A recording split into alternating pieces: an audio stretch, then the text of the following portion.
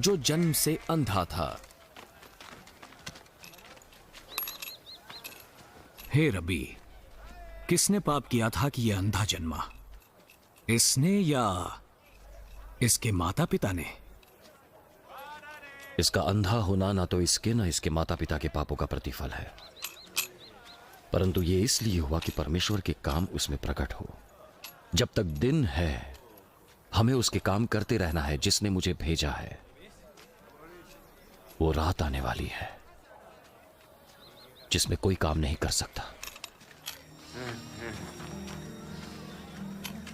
जब तक जगत में हूं तब तक जगत की ज्योति हूं।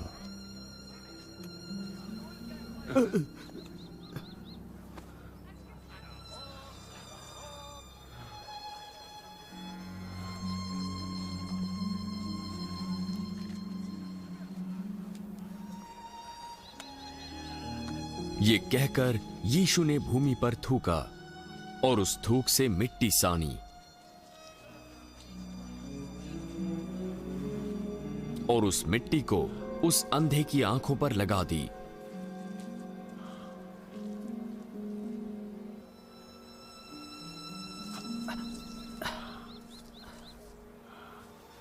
जा और शिलो के कुंड में धो ले। शीलो का अर्थ है भेजा हुआ।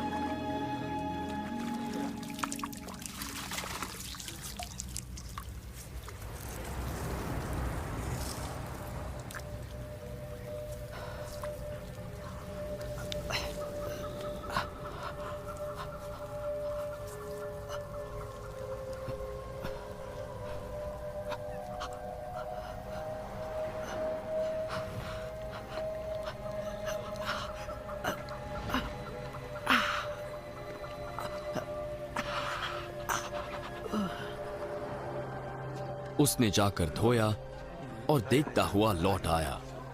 तब उसके पड़ोसी और जिन्होंने पहले उसे भीख मांगते देखा था कहने लगे, क्या ये वही नहीं जो बैठा भीख मांगा करता था? ये वही तो है। नहीं, ये वो नहीं, उसके समान दिखता है। मैं वही हूँ। लेकिन ये कैसे हुआ कि तेरी आंखें खुल गई? यीशु नामक उस व्यक्ति ने मिट्टी सानी और मेरी आंखों पर लगाकर मुझसे कहा, शिलो में जाकर धो ले।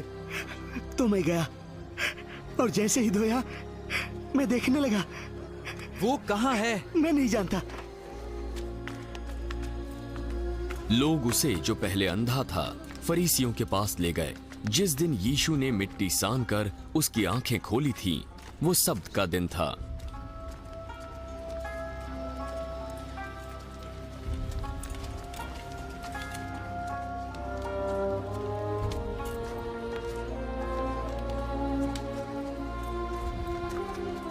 फिर फरीसियों ने भी उससे पूछा कि उसकी आंखें कैसे खुल गईं। उसने मेरी आंखों पर मिट्टी लगाई, फिर मैंने धो लिया और अब मैं देख सकता हूं। ये मनुष्य परमेश्वर की ओर से नहीं, क्योंकि ये सब्त का दिन नहीं मानता। एक पापी व्यक्ति ऐसे चिन्ह कैसे दिखा सकता है? तब उनमें फूट पड़ गई। उसने तेरी आंखें खोली हैं तो तू उसके विषय में क्या कहता है? वो भविष्यद्वक्ता है। परंतु यहूदियों को विश्वास न हुआ कि वो अंधा था और अब देखता है, जब तक उन्होंने उसके, जिसकी आंखें खुल गई थी, उसके माता पिता को बुलाकर न पूछा, क्या ये तुम्हारा पुत्र है जिसे तुम कहते हो कि अंधा जन्मा था? फिर अब कैसे देखता है? हम तो जानते हैं कि ये हमारा पुत्र है और अंधा जन्मा था, परंतु हम ये नहीं जानते कि अब कैसे देखता है, और न ये जानते हैं कि किसने उसकी आंखें खोली।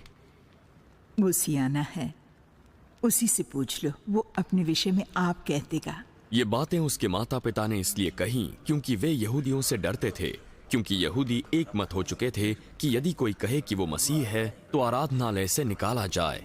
इसी कारण उसके माता पिता ने कहा, वो सयाना है, उसी से पूछ लो। तब उन्होंने जन्म से अंधे को बुलाकर दूसरी बार उससे पूछा, परमेश्वर के आगे सच बोलने की शपथ ले। हम जानते हैं तेरी आंखें खोलने वाला पापी है। मैं नहीं जानता कि वो पापी है या नहीं। मैं एक बात जानता हूं, मैं अंधा था और अब देख सकता हूं।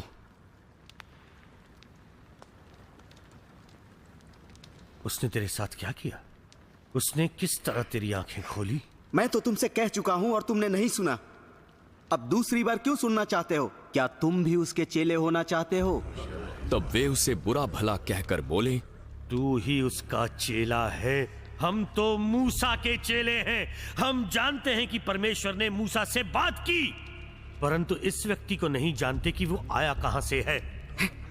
यह तो आश्चर्य की बात है कि तुम नहीं जानते कि वो कहां का है, तो भी उसने मेरी आंखें खोल दी। हम जानते हैं कि परमेश्वर पापियों की नहीं सुनता, परंतु यदि कोई परमेश्वर का भक्त हो और उसकी इच्छा पर चलता है तो वो उसकी सुनता है। जगत के आरंभ से यह कभी सुनने में नहीं आया कि किसी ने जन्म के अंधे की आंखें खोली हैं।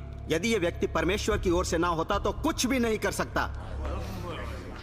तू तो पापों में जन्मा है और उसी में बड़ा हुआ, और तू हमें सिखाता है। और उन्होंने उसे आराधनालय से बाहर निकाल दिया।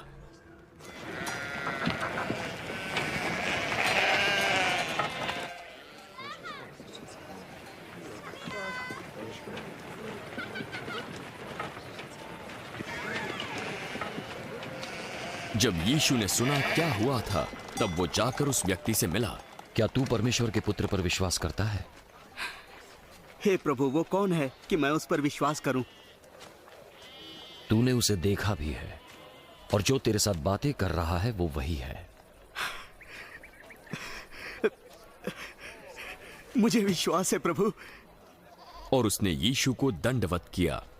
मैं इस जगत में न्याय के लिए आया हूं, ताकि जो नहीं देखते वो देखें, और जो देखते हैं वो अंधे हो जाए।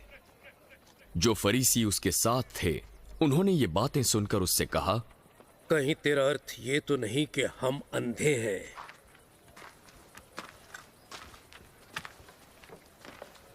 यदि तुम अंधे होते तो पापी न ठहरते, परंतु अब कहते हो कि हम देखते हैं, इसलिए तुम्हारा पाप बना रहता है।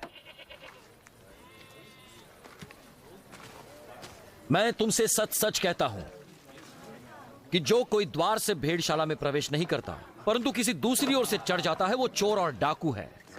परंतु जो द्वार से भीतर प्रवेश करता है वो भेड़ों का चरवाहा है।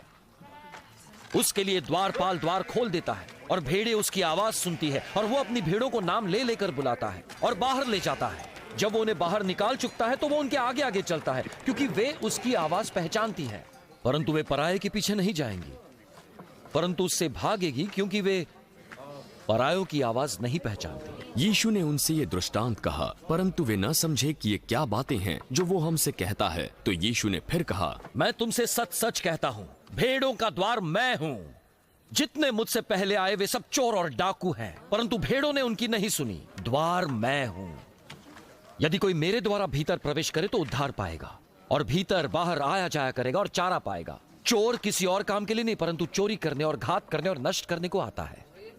मैं इसलिए आया कि वो जीवन पाए और बहुतायत से पाए। अच्छा चरवाहा मैं हूं। अच्छा चरवाहा भेड़ों के लिए अपना प्राण देता है। मजदूर जो न चरवाहा है न भेड़ों का मालिक है, भेड़ियों को आते देख भेड़ों को छोड़कर भाग जाता है, और भेड़िया उन्हें पकड़ता और तितर बितर कर देता है।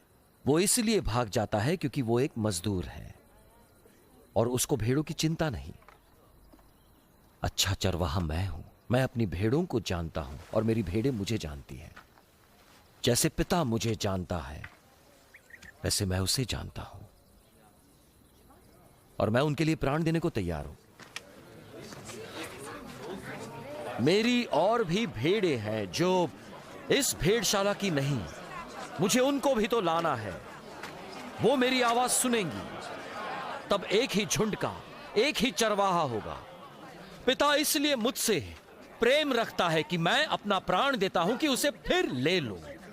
कोई उसे मुझसे छीनता नहीं, वरन मैं उसे आप ही देता हूं। मुझे उसके देने का भी अधिकार है और उसे फिर लेने का भी अधिकार है, और ये आज्ञा मुझे मेरे पिता से मिली है। इन बातों के कारण यहूदियों में फिर से फूट पड़ गई। कुछ भी बोले जा रहा है, उसमें दुष्ट आत्मा है।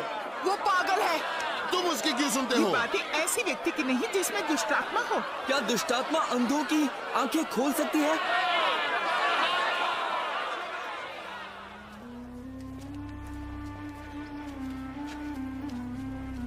जाड़े की ऋतु थी और यरूशलेम में मंदिर स्थापन पर्व मनाया जा रहा था।